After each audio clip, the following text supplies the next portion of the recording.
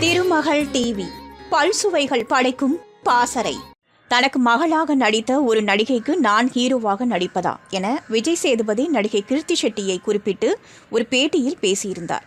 அப்போது கூட அனைவருமே ரஜினியை கேலி செய்தனர். இப்படி சொல்லும் விஜய் சேதுபதி எங்கே?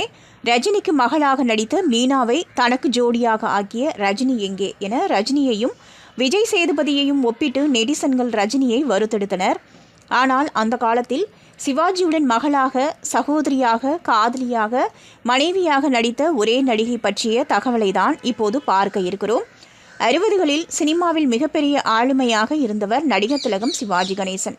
நடிப்பு பல்கலைக்கழகமாக அனைவருக்கும் ஒரு முன்னுதாரணமாக வாழ்ந்தவர். நடிப்பு மட்டுமே தன்னுடைய மூச்சு என இருந்தவர். நடிப்பின் மீதும் பெரும் பற்றுடையவராக இருந்தவர் நடிகர் திலகம் சிவாஜி கணேசன். இவருடன் மகளாகவும் நடித்து, சகோதரியாகவும் நடித்து, காதலியாகவும் நடித்து, கடைசியில் மனைவியாகவும் நடித்த ஒரு நடிகை. அவர் யார் என்பதை பார்க்க இருக்கிறோம். அந்த நடிகை வேறு யாரும் இல்லை, நடிகை லக்ஷ்மி. தன்னுடைய 16 வயதில் சினிமாவில் அறிமுகமானவர் இவர். இவர் நடித்த சில நேரங்களில் சில மனிதர்கள் திரைப்படம் பெரிய வரவேற்பை இவருக்கு பெற்றுக் கொடுத்தது.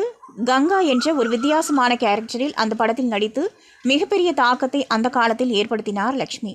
நடிகர் திலகம் என்றும் இவரை குறிப்பிடலாம். அந்த அளவுக்கு நடிப்பில் லக்ஷ்மியை கைத்தேர்ந்தவர். கிட்டத்தட்ட 600 படங்களுக்கு மேல் நடித்து இன்று தெலுங்கில் மிக பாப்புலரான நடிகையாக வலம் வந்து கொண்டிருக்கிறார். சமீபத்திய ஒரு விழா மேடையில் சிவாஜியை பற்றி கூறும் பொழுது, சிவாஜிக்கு மகளாக, சகோதரியாக, காதலியாக, மனைவியாக நடித்த ஒரே நடிகை நான் தான் என குறிப்பிட்டிருக்கிறார். அதிலும் சிவாஜி கடைசியாக நடித்த படையப்பா படத்தில் அவருக்கு மனைவியாக நடித்தது என்னுடைய பெரும் பாக்கியம் என்றும் குறிப்பிட்டிருக்கிறார். திருமகள் டிவியை லைக் செய்து உங்கள் நண்பர்களுக்கும் ஷேர் செய்வதுடன் சப்ஸ்கிரைப் செய்து ஆதரவு தாருங்கள்.